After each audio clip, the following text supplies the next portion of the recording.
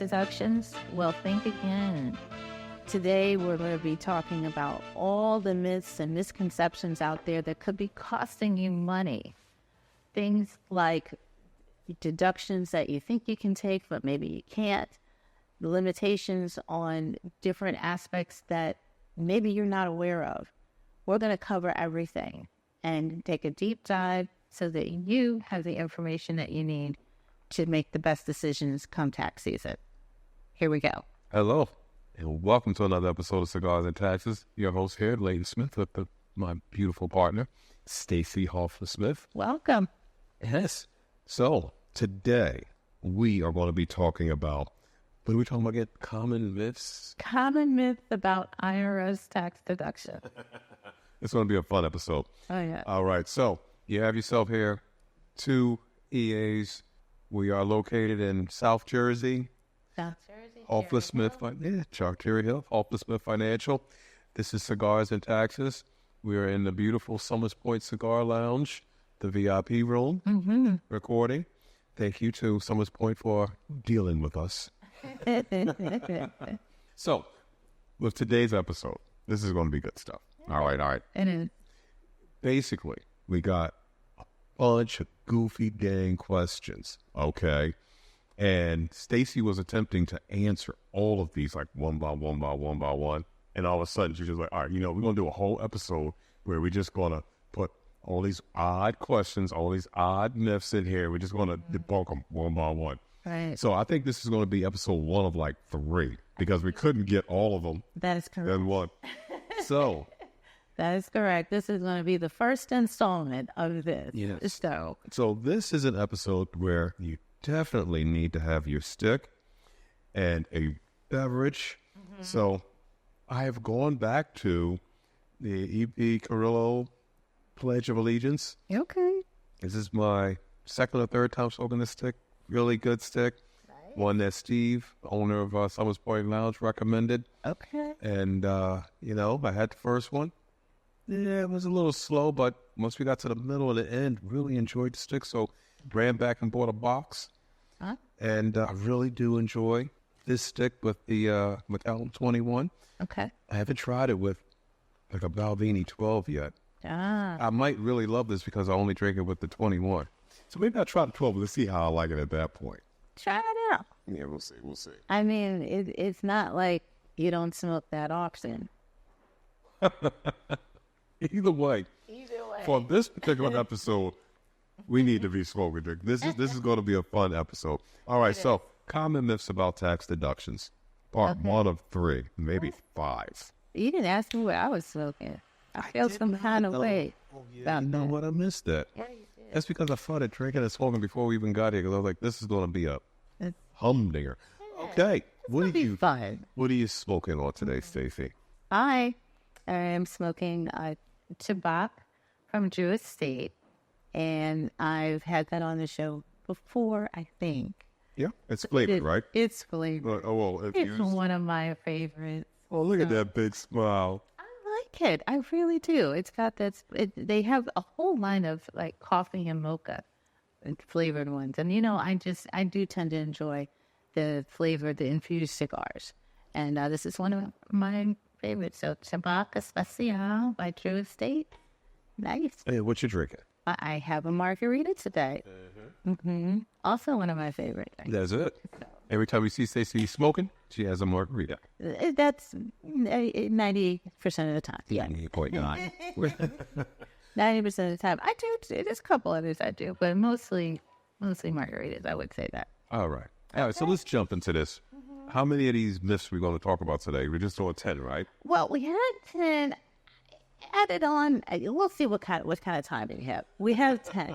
It's not like 70. All right. We got a few. Yeah. But some of them were the same question, asked different ways. Right. So, yeah. Either way. So all right. they overlap a little bit, too. So. Let's explain to you why you're not quite thinking right about these tax deductions. Okay. All right. So we're going to start with 10 of our top ones. And the way we're going to go about it is we're going to give you what the myth is, meaning the incorrect thinking about it, and or the question that we get. And then we will give you what the reality is, what the real deal is, what the correct way of addressing or looking at situation is. Okay? All right. Got it? All right. Okay, so number one. Number one. What is it? All expenses are deductible. Okay? For anyone. So we're talking about business expenses? Not just business expenses, but things that you feel like... I have had people send me their utility bills and, I mean, just for a regular tax return. Oh, Jesus. Okay. Yeah. So let's break this up because that's a crazy. credit card. All right. So we should have talked about this before we jumped in. Let's break this up. Well, let me answer it and then we'll Okay. Okay. So the real deal is personal expenses are not deductible On a basic tax return, individual tax return. On a business tax return, they're not deductible. Right. Yeah. Only qualified expenses that meet the IRS criteria. Section 160, IRC 162. Correct. Well, that's for business, though. That's just for business. Okay. Then most often, extra expenses like utilities might come in with a business or rental property, but it would not be something that we can use on a personal 1040, at least not right now. I said not never. Well, depending on the home office deduction, but again, and I'm saying not now because right now that's not a thing. The Tax Cuts and Jobs Act took care of that for up through 2025. But there is home office expense. Yes. You have that. Yeah. And on home office expense, you can deduct the cost of utilities. Right. So that's there. Did I say home office expense? Yes, you did. You just mentioned home office expense. All right. So I think we need to break this into sections. Okay. Okay. We need to deal with the business side. Okay. Okay. So, and then deal with the personal 1040s. Yes. All right. So we have folks that come in and, we'll be talking about mostly, I'm going to say, the residential energy credit. All right. And they'll come in, I redid my kitchen. Yeah, that's not deductible. Okay. We're referring to the residential energy credit, which means they can deduct repairs to heating, AC, siding, roof, solar panels, wind turbines, stuff like that. Exterior doors and windows. So if your kitchen, you replaced one of your exterior windows, not something that was decorative inside, Yeah. then you can use that. Right. So, but they'll come in and they redid their kitchen. Yes. And along with redoing their kitchen, they also put that one window in. Yes. All right, so it's a $42,000 bill, but it's just that window. The only write-off on the residential energy side is the window. It's a window. Now, let's try to clean up what we just said, because we just jumped a bit with this one odd question here. Folks bringing in utility bills, you cannot deduct that. There is no deduction for that. I'm not for sure why that comes up as often as it does. It does, though. Yeah, it's odd. Now, if you have a rental property, yes, you can deduct your utilities. If we're dealing with home office expense, okay, you have a Schedule C, you have a business, an LLC, a sole proprietor, home office expense, you can deduct utilities on home office expense.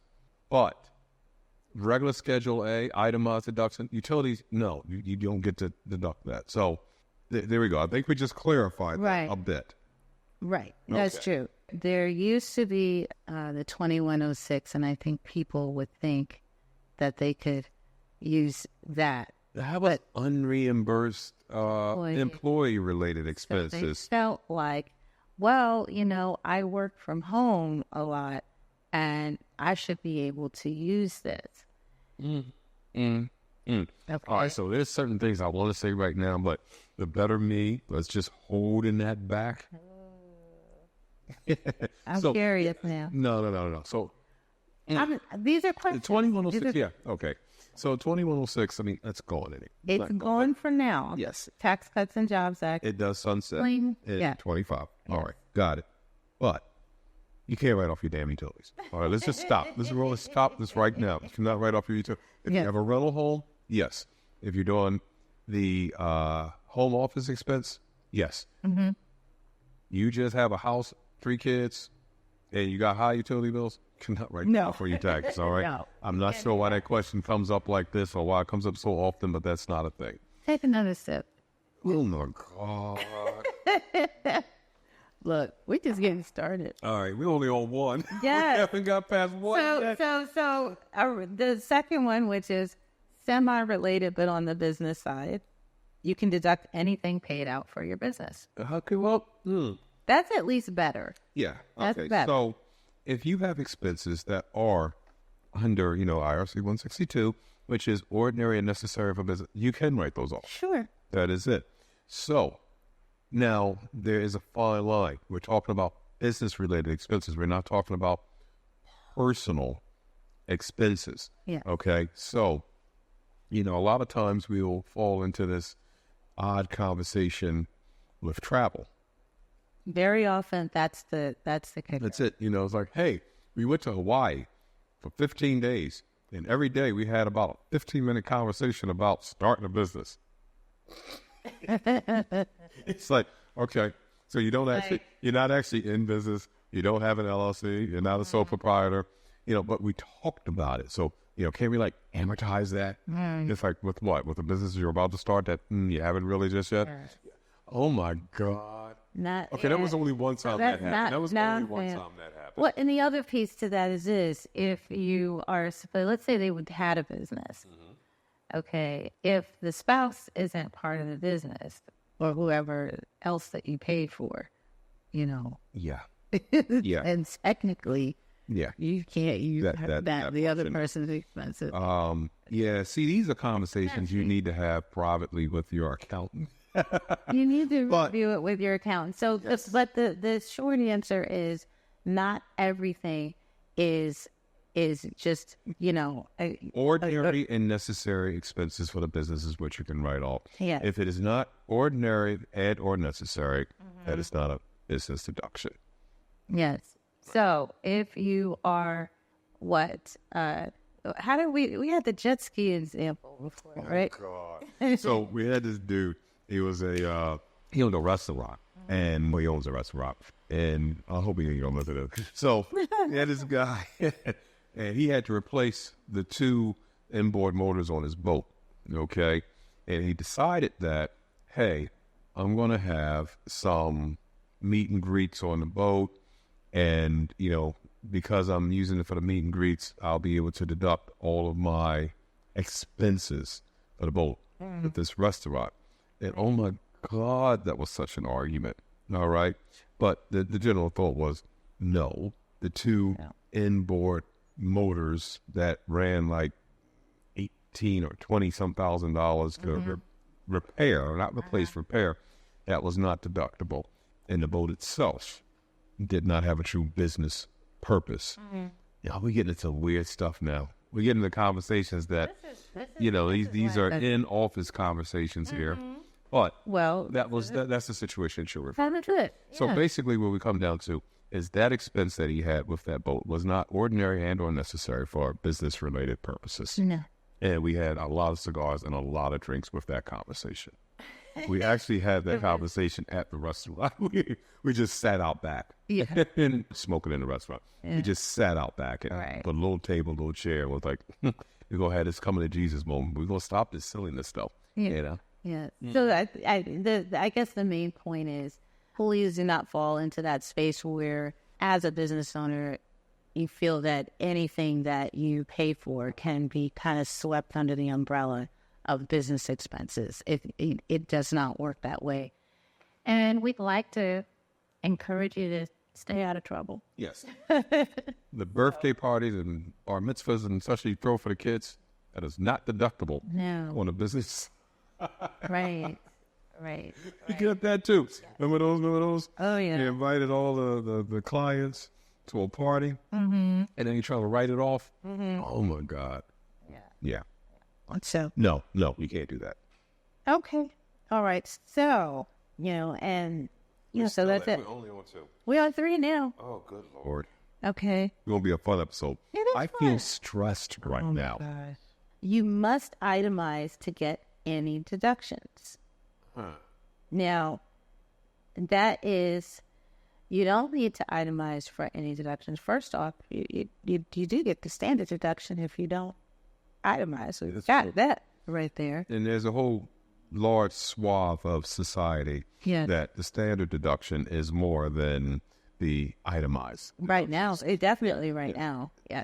That is definitely the case. Once the Tax Cut Job Act and the SALT limitation came in where, your taxes, your property tax, personal property tax, all those were limited to $10,000. Before the SALT limitation, you have folks who, you have property taxes of $40,000, $50,000 a year. Right. They were writing off it in your personal property taxes, which is registration for your cars, a registration for your boats, and a couple individuals that got helicopters, registrations for their and it wasn't limited. Yes. Whatever the figure came up to, that's what you were able to deduct. And also your state and local taxes are in that. Yes, whatever comes out of your paychecks for state and local. So that got cut to $10,000, and it made it so that the standard deduction for a lot of people were more than their itemized deductions. Right. So the actual question that came in was, you must itemize to get any deductions. Right. That's not true. When you're itemizing, basically you just look at your Schedule A. Schedule A, you have your medical, you have your taxes, which is state, local taxes, property taxes, personal property taxes in there. Then you have your mortgage interest, your interest. Mortgage interest. And then you have your contributions. Then you have those 2% limitations. That section right there for gambling losses and other items. Those are the items that you would itemize. Right. That's it. There are other deductions that you can take that they're not on the schedule. They're not on the Schedule A. They're not at... that's the Schedule A. They're not on the Schedule A. Yes. Right. So that is not correct. That is not correct. And you do not have to itemize. Pretty well without that. There's a lot of individuals that don't itemize anyway. These questions are off the wall. You should have took time and actually reviewed these before we just recorded. I did. I reviewed it. I thought they reviewed because a lot of I have heard most of these myself. FYI, I didn't review anything. I just heard the topic and was like, all right, let's get it. There you go. So, all right. What's the next one?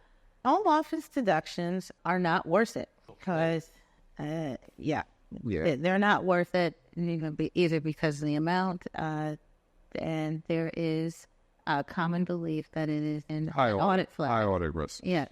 Okay, so now that's a funny one right there. So, home office expense.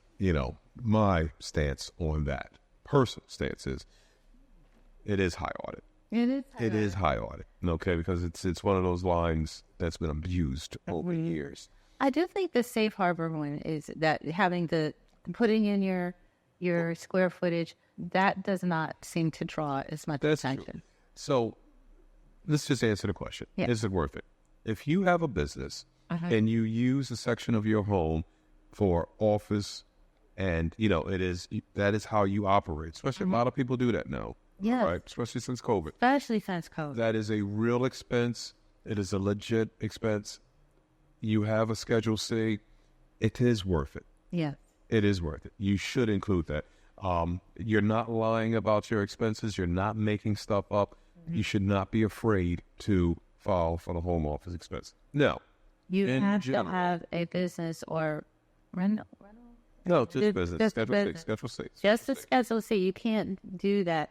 There's a lot of people that are employees, W-2 workers, also working from home. Sorry. That's not home office. You can't use the home office. No, that was old school. That was 2106. That was unreimbursed employee-related expenses. So home office, let's just stick to the stand-up box with it. I'm making the distinction because a lot of people are thinking, I want to listen to this and think, well, since COVID, my job has had me working from my house and I have to use this.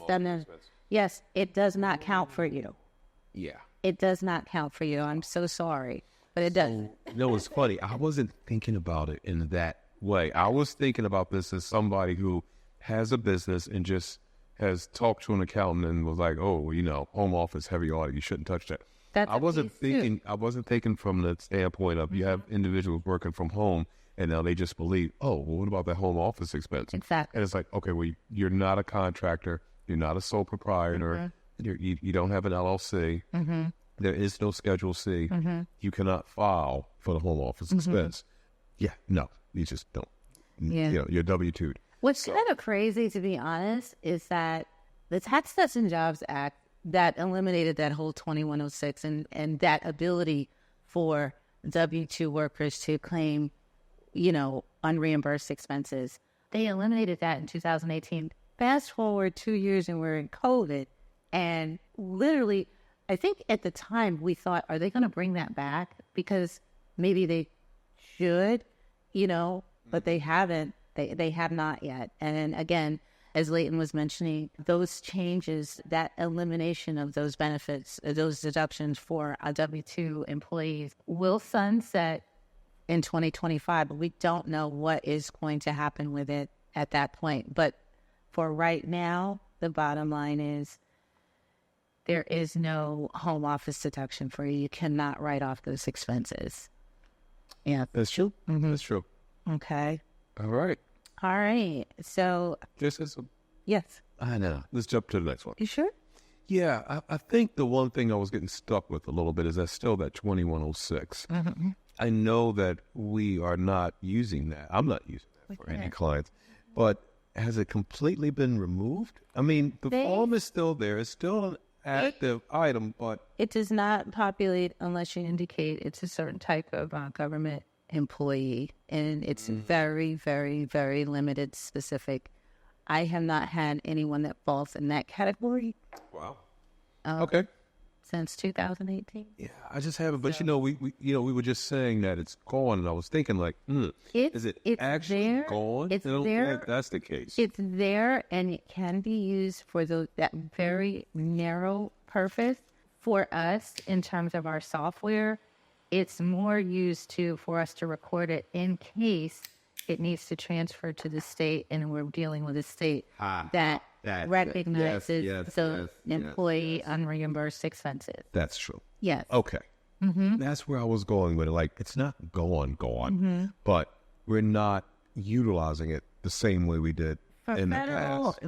Generally speaking, it's not utilized right now. And we also, so the big thing is this, guys, you have to understand who you're talking to. We don't have a million clients. I think we got maybe, 1,500, 2,000, something like that clients. But with that group, I have no clients that I utilize 2106 with. And even I'm thinking of the states, we need to do a deeper dive on that. We're located in New Jersey. And I will say that PA State, which is next door to us, does recognize unreimbursed employee expenses.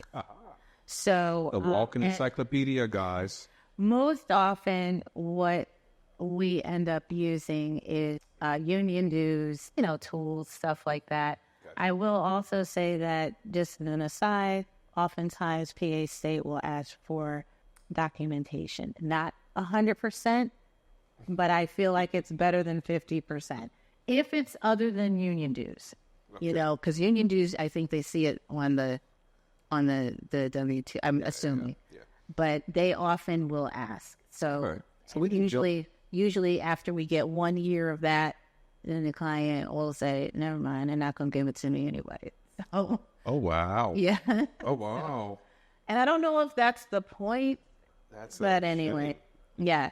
Yeah, it sucks. Well, here, if it is a real expense, that you do that. So, you should not feel like, well, I'm going to be hassled to take this deduction, so I'm not going to take this. That's not right. That's not right. That's not right. And to be fair, on a different, we're in New Jersey. New Jersey has a bunch of extra credits also. Most of them, they will ask for additional documentation, whether it's it doesn't matter. But just to be specific, I was just referring to the 2106, unreimbursed. So it's not uncommon for the states to ask for documentation for their credits. But union dues usually fly right under the radar. That's not a big deal. Yeah. So, That was home office deduction. Is it worth it? Yes. Yes, it's worth it. Yes, it is. Yes, it's worth it. As we Okay. delved into everything else that's not home office just now. So right ahead. This is real life stuff too. So, all right. Next, number 5, you can only claim deductions if you have receipts. Well.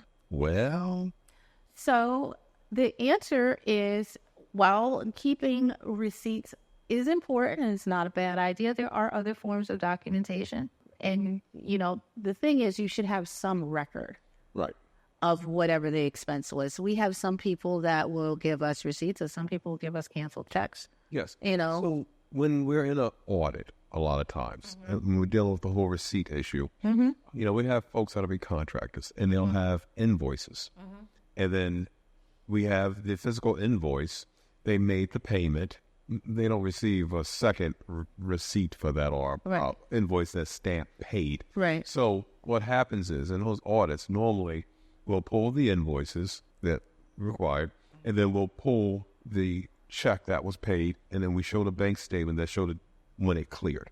And we have those 3, and that is in place of having a physical, just a receipt saying, oh, I paid with a Visa, I paid with cash, I paid with cash. Oh, we have the invoice, we have the canceled check, we have the bank statement showing that the check cleared. Boom. Right. So the other thing is, the vendor might also be able to, can provide sometimes a statement for the year. Yeah. And it will still clarify, because maybe they pay cash. Yeah, but I'll be honest with you. When we're sitting in an audit, that doesn't work. Doesn't work all the time. No. Okay. They will pull those individual invoices, and you need to show payment sometimes. Yeah. But I have had that. Okay.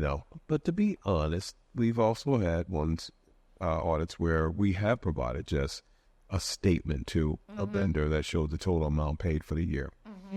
I believe it went straight through, flew under the radar. We didn't have to go and get an audit it or, do a sample of it. Right. Take the invoice and, take the statement and pull like a dozen invoices off of it and show me the payment. Yeah. And the other thing is, and you're referencing an audit situation. Oftentimes people are just pulling their documents together to get their taxes done. And I think that if they have a statement from their vendor, that's valid to do.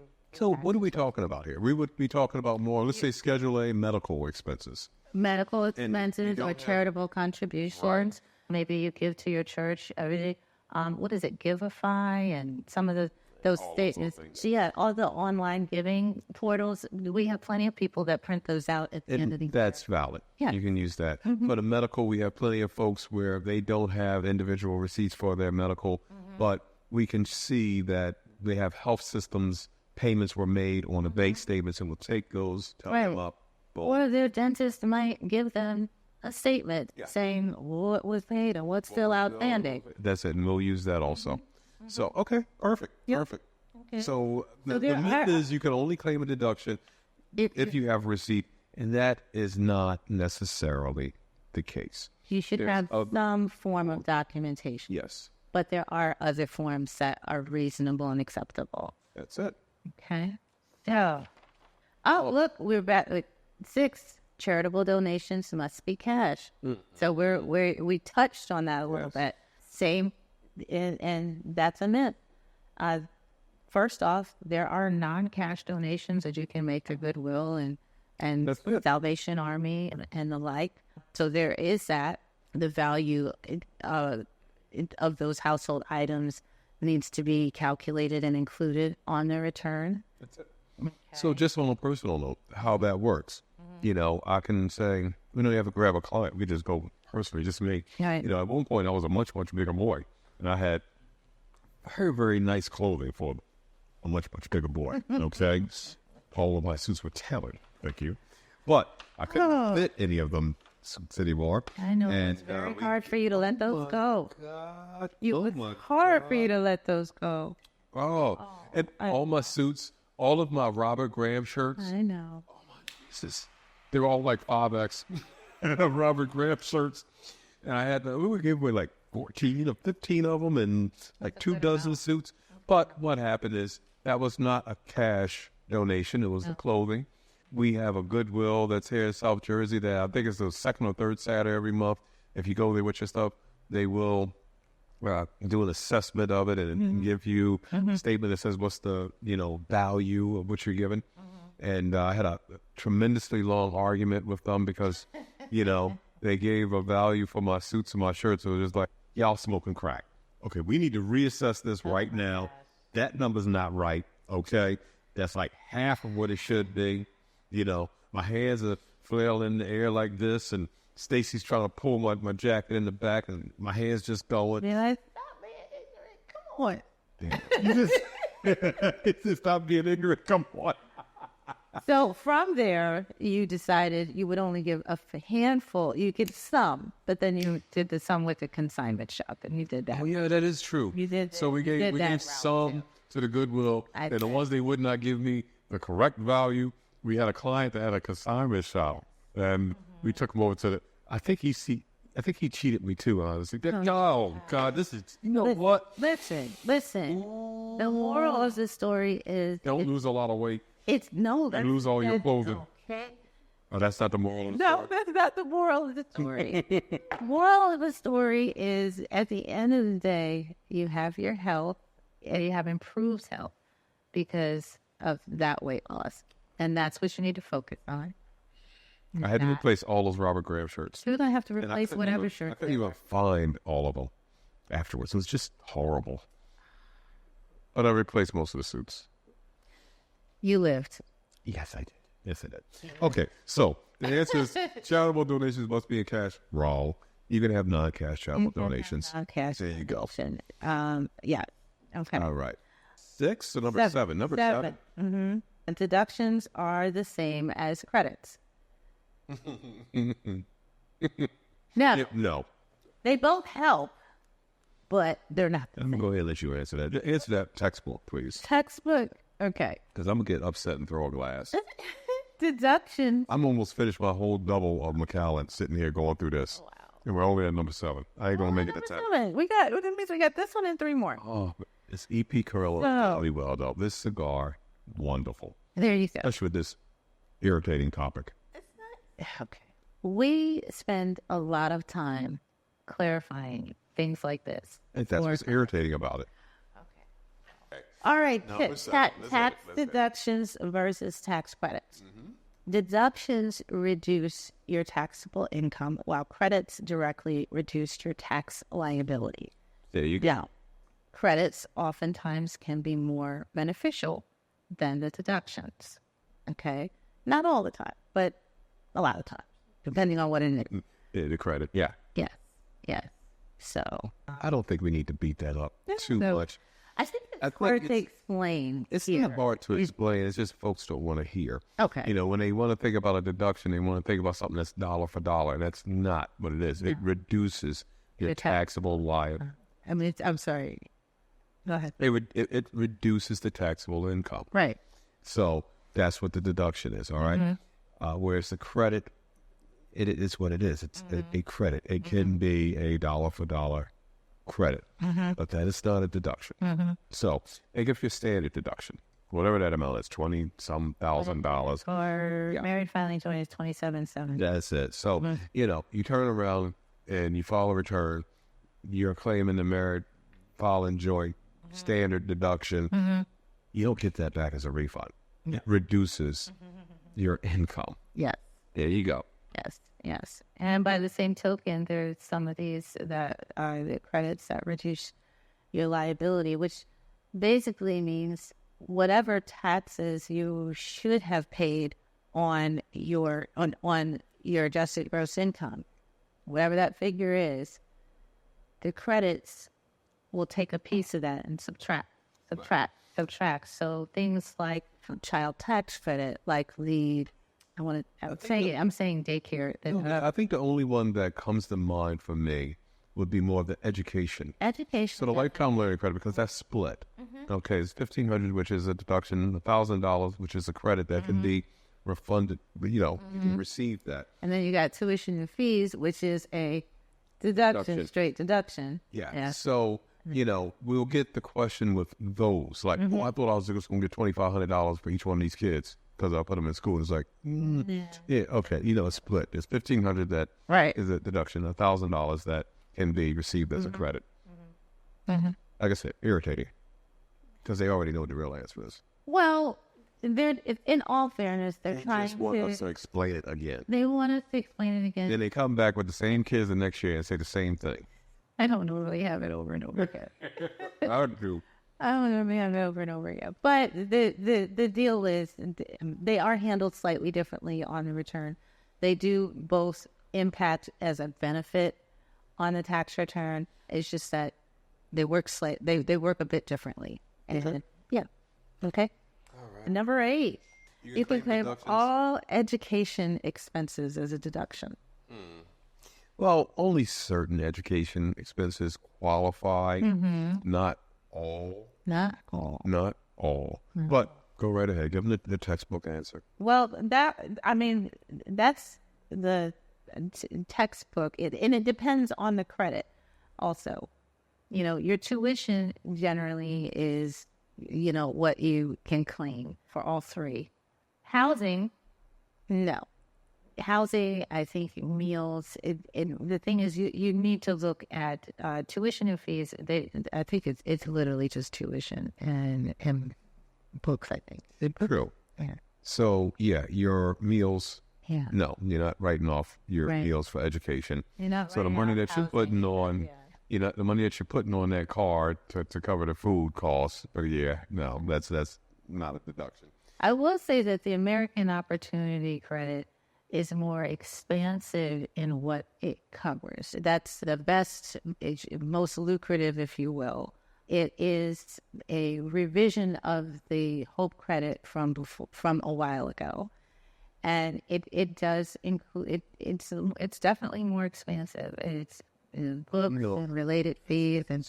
The big thing is this: I don't normally get into those conversations too much, just because there's a certain amount that you have in education costs that you'll get the maximum lifetime learning credit, or the other one, and normally we have that in tuition already.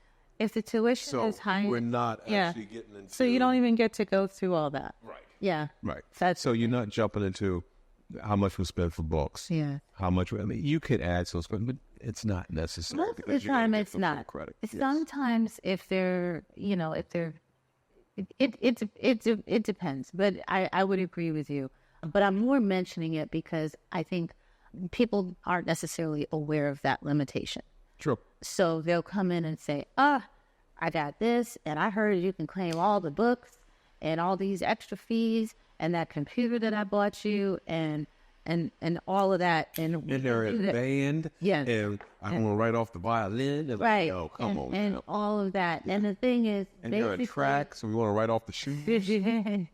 So, and the real deal is that typically the tuition, you're kind of maxed out on what you can claim. That's it. Yeah. So a lot of times we don't have to jump into So you all don't of get that. into all that. They're So- getting the maximum credit anyway. They're getting the full, Right. that one that's 2,500. Getting the full 2,500. That's it. And most of I think we have, and That's the American education Right. credit, 2,500. The lifetime is Right. 2. Yeah. And but we're getting that just with tuition and fees, so we don't have to get into all those other conversations about the food and the shoes and. Well, and I'll have people will say, well, hey, okay, so that's the tuition, but I heard you could claim this too. People who have been with us for a while will approach it a little differently and say, hey, I did have some book expenses. Will that even help at this point, or am I done? And it's like, just to take you're a step done. back, we have had situations where, let's just say you have a client, their kid's in school, and tuition's $40,000, but they receive, $38,000 in scholarships. Right. So now it's $2,000. Right. Okay. So And now that we're gives you more room. Yes, now we're talking about books, Yeah. computers, Right. the other pieces that could be added in. Right. True. For the American Opportunity Credit. Right. Again, the more expansive one. That's it. Okay. It's a good idea to go over those details with your tax professionals so they can walk you through what you can claim, what you can't, and how much of it is actually going to help you. It doesn't make sense to go through this whole litany detail of items if it's not needed and it's not going to help you. Okay. That saves you a step, and it saves you a headache, and that saves you from being aggravated after going through all that to see the number not change at all. So That's it. that's the thing. All right. Okay.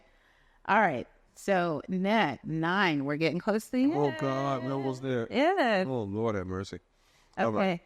If you get a refund, that means you didn't pay enough taxes. I don't That know what the hell that means. I don't know that that If you, wait, say that again. If you get if a you refund. get a refund, you didn't pay didn't enough pay in tax. enough tax. That's kind of backwards, yeah. actually. If you get a refund, it means you You overpaid. overpaid. Now, I do have people say that they feel like it's not this. So I think this question was just stated wrong. They're Okay. just, up Yeah. typing quickly or whatever. Yeah. Yeah. But if you get a refund, you didn't pay enough taxes. That's just I think I hear more often that people think if I got a refund, that means I'm having too much withheld yes. in taxes. And that is kind of a personal sort of thing. Like there is, They can make adjustments to their W-4. So, Yeah. Hey, listen, if you don't qualify for certain deductions, you don't qualify for credits, there is no kids, there is no schedule, there is no house, and you're filing your tax return and you're getting a $10,000 refund, you're just overpaying. you're overpaying. As the IRS is the government is basically having a $10,000 loan, interest free sometimes from you for the year. Oh, Lord, I know that stuff we say. I don't know that stuff we should be saying on the podcast. But all that being said and done, what happens is, in those scenarios, you just make the adjustment to your W-4, and instead of you having a $10,000 refund at the end of the year, you'll have a $1,000, Yeah. $300, $500 refund. Right. And you did not overpay in taxes, and some government agency just sat on your money for 14 months or so. Right. Right. Right. But the way that this question was asked, if you get a refund, you didn't pay enough taxes, Yeah. please resend that question. Yeah. We've been drinking, we've been smoking, and you asking weird stuff. So, All right. what's All the right. next one? Last one. Last. Okay, and this is a good one here. You don't have to report side hustle income. And I think we talked about this on one of our other ones where, somebody who's self-employed, hey, I didn't get a 1099, so maybe I don't have to file. And the answer to that is All income all income is reportable. must be reported, That's it. period. Oh, side hustle, bad hustle, all hustles, whatever. Yes. Yes, it's supposed to be reported. That's the official answer. Technically, Wait, that is the official that is the of the official. cars and taxes. Okay, so you have a cash-based business. You're receiving all. You are required to report that Yes, and pay the adequate amount of taxes on any net income you might have. that is correct. So, Net income meaning whatever income you have minus expenses, whatever the result is. So let's look at this question again. Yeah. You don't have to pay, or you don't have to report, Report Side side hustle income. and that's how it was stated. You don't have to report Yeah. side hustle income. Good Lord. Hey, listen, people call it different things. So, funny thing is, you take somebody who's a W-2 employee. We have this. We have folks who are W-2 employees. They work for school systems. And then they did, what do you call it, screen printing, when you have the T-shirts and you Right. print the stuff on the screen. Yeah. And they did that. And Selling it on Amazon or Shopify. yes, and they had contracts where they sold directly to the schools that they worked for. Okay. And that could be considered a side hustle, even though they were making they're grossing like $200,000 a year screen printing on the side at night. You know what? During COVID, there was a whole lot of before side. I'm saying during COVID, to me, there was a lot of self-employed / side hustle things that came up that were pretty good. Gig economy came from and all that jazz. I mean, But to answer the question, you are to report all income. all income. Yes. You're not going to get us sitting here on cigars and taxes agreeing with some shit like that, Bill. All right. So, Nah, man, we can't. you have a co-sign on that. cash-based business. You report Cannot all income. co-sign on that. That there. is a myth. No, that is We're absolutely. posting that myth. You have any other questions, send us an email. Give us a call. Okay. Okay. Oh my God. All right. All right. All right. All right. So that was a good one. That was 10. And we actually, I think I had one extra one, but I think we did that earlier. For more questions. We actually did that one as our first one, so I'm not gonna. So I think we'll leave it the one where construction and renovation expenses to your house can all be deducted just because. Oh, true. So we ended up touching on that. So That's a myth. Yeah, So yeah. Listen, if you have construction that's done to the home that is for medical purposes, then yes, that's an itemized deduction. Yes, Medical. it's You can write that off. more than 7.5%. Yes. So, as an example, let's stop talking about clients, but just personal. Yeah. I'm a amputee, and we had to at one point have a ramp put in the front when I was in a wheelchair to get into the house. Those items, they're deductible. At one point, I was going to have this real funky, sit in, those old timer tubs. You sit in, you close the door, and it fill up with water. And I couldn't get it put in the house. We actually bought the damn thing. They came out, sold it to Stacey while I was in the hospital, and I was sitting right there when they were bringing this humongous, beautiful tub to the home. And then the dude went upstairs, looked at the bathroom, he goes, zoning issues. You have to have so many feet here, so many feet there. The bathroom wasn't big enough, and the bathroom in our bedroom wasn't big enough. It's like, we're going to have to cut into the closet to make it bigger. And it was like, oh, good Lord, we ain't doing all that construction. We had paid for it. It was literally sitting there on this huge truck. I'm looking at it. And I'm sitting there like, okay, well, what if you just put it in the main bathroom upstairs, not the one in our bedroom? And it's like, yeah, that ain't big enough either for the zoning for your area. And it's like, but if we did have that tub put in, that was very easily, $28,000 write-off. That would have been a modification to the home that is medically necessary. They would write that off.